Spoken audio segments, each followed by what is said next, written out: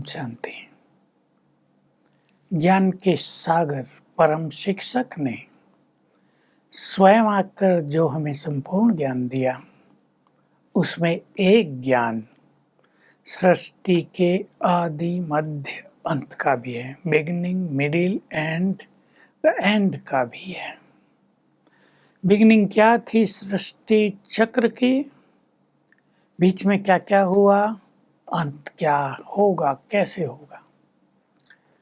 तो इसकी तुलना भगवान ने एक फिल्म से, एक नाटक से, एक ड्रामा से की है कि ये धरा रंगमंच है, तुम आत्माएं एक्टर्स हो, तुम्हारा घर परम धाम है ब्रह्मलोक, वहाँ से तुम आए हो, ये शरीर तुमने पहना है, ये तुम्हारा वस्त्र है, इसको पहनकर तुम अपना पार्ट यहाँ बजा रहे हो। सभी मनुष्य आत्माएं एक्टर हैं, सबको अपना अपना पार्ट मिला हुआ है, जैसे फिल्म में मिल जाता है, किसी भी सीरियल में मिल जाता है, सबको अपना अपना पार्ट मिला हुआ है। ये ड्रामा का विशाल और गुह्य ज्ञान दिया है शिव बाबा ने, और हम सबको गुह्य ज्ञान देकर कहा, इस ड्रामा के ज्ञान का स्मरण करो, इसकी जो मुख्य बातें हैं उसको प्रैक्टिकल में यूज करो, तो तुम बहुत मौज में रहोगे, तुम्हारी स्थिति अचल अड़ोल रहेगी, तुम्हारे मन में किसी के लिए नफरत भाव नहीं होगा। ये क्यों ऐसा कर रहे हैं, इन्हें नहीं करना चाहिए, ये सब खत्म हो जाएगा। तो देखिए, ये विश्व एक विशाल नाटक है, हम सब आत्माएं इसमें एक्टर हैं, सबको अपना अपना पार्ट मिला हुआ। ये पार्ट अविनाशी है, ये रिकॉर्डेड है आत्मा में। शरीर रूपी ड्रेस पहनकर सभी एक्टर्स अपना पार्ट यहाँ प्ले कर रहे हैं। इस विश्व ड्रामा के बारे में कई बातें बाबा ने हमें गुह्य रूप से बता दी। कई लोग प्रश्न किया करते हैं, क्या इस ड्रामा को हम चेंज कर सकते हैं? पर चेंज करने की जरूरत तो तब पड़े जब वो खराब हो। भगवान ने कह दिया ये ड्रामा एक्यूरेट चल रहा है, ये ड्रामा मुझे बहुत प्रिय है। तो जब ये ड्रामा क्रिएटर को प्रिय है, तो तुम सबको भी तो प्रिय होना चाहिए। इसमें सब कुछ बहुत अच्छा चल रहा है, चिंतन करें मेरे साथ। इसमें रात भी अच्छी, दिन भी अच्छा, ये हार जीत सुख दुख का खेल चल रहा है। इसमें तीनों मौसम आते हैं, 6 मौसम आती हैं, सभी अच्छी हैं। बरसात भी अच्छी तो गर्मी भी अच्छी तो सर्दी भी अच्छी। तो इसका संपूर्ण ज्ञान हमें दिया है, और हमारा दृष्टिकोण दूसरों के लिए बदल गया। सबसे पहली चीज हमें पता चल गई कि इस ड्रामा के प्रारंभ में जो हमारा पार्ट था, वो देवी देवता रूप में था। हम सब देवी देवता धर्म की महान आत्माएं हैं। तब हम संपूर्ण पवित्र थे, ये संसार स्वर्ग था, ये धरा भरपूर थी, यहाँ अथाह धन संपदा, सोना हीरा मोती माणिक सब बहुत ज्यादा थे। उस समय केवल भारत ही था। भारत बहुत बहुत साहूकार, इतना साहूकार कि सोने के तो महल और घर बनते थे। गरीब से गरीब भी जो देवता होगा, गरीब तो शब्द वहाँ नहीं होता, पर जो साधारण भी देवता होगा, उसके भी चांदी के घर, दरवाजों पर सोना मढ़ा हुआ, जो बिल्कुल साधारण है।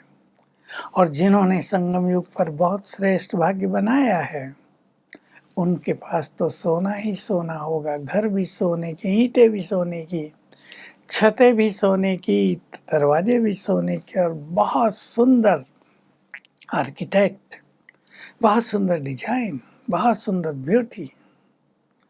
ऐसे वहाँ मकान होंगे जिनको देखते ही मन आनंदित हो जाए। तो बताया कि इस ड्रामा में तुम्हारा ये हीरो पार्ट है।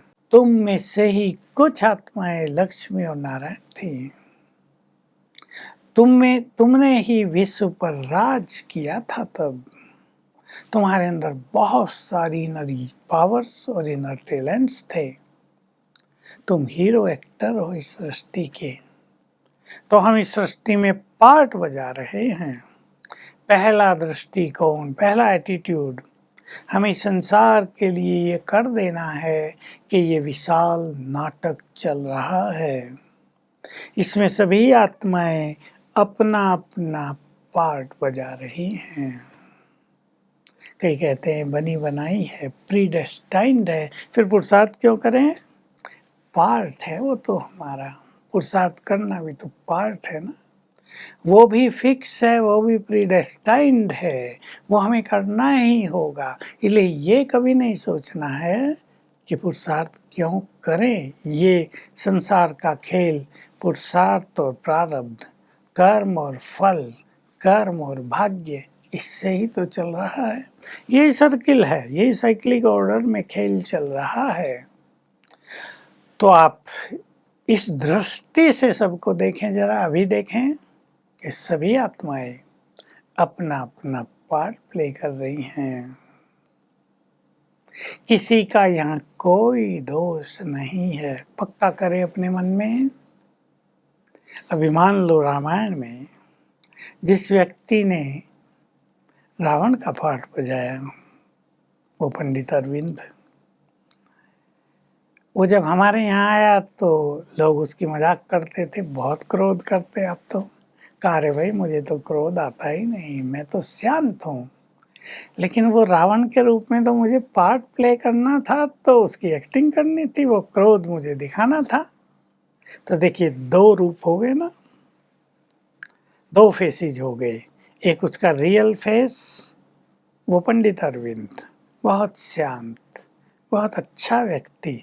दूसरी ओर उसको मिला हुआ पार्ट रावण का, जिसमें उसका उग्र रूप दिखाया है, जिसमें बहुत क्रोधी और अभिमानी उसको दिखाया है।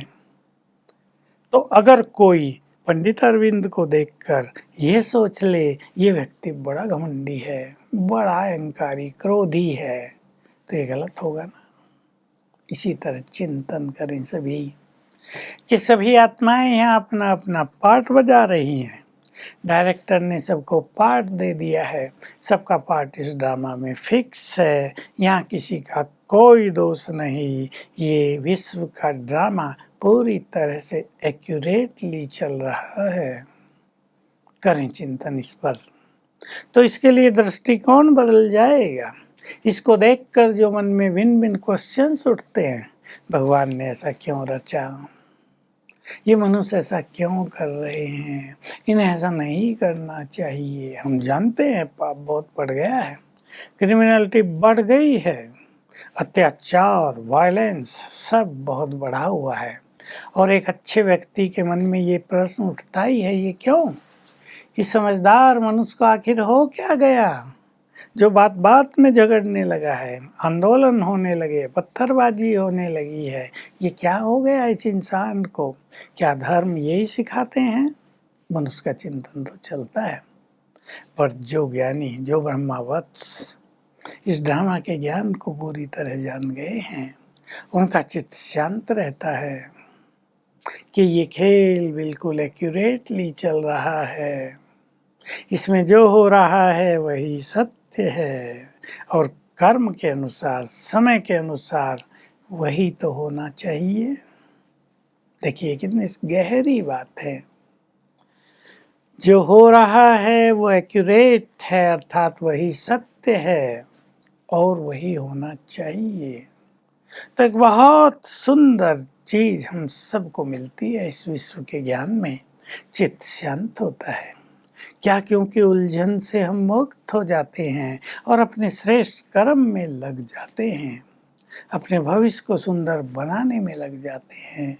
ये नहीं हमें सोचना है कि हमारा भविष्य तो सुंदर था ही, हम देवी देवता थे, हम क्यों करें। लेकिन वो सुंदर था इसलिए कि इस समय हमने वो पुरुषार्थ किया था, वो हमें रिपीट करना ही है। तो ड्रामा के ज्ञान से अपने चित्त को पूरी तरह शांत करें। ओम शांति।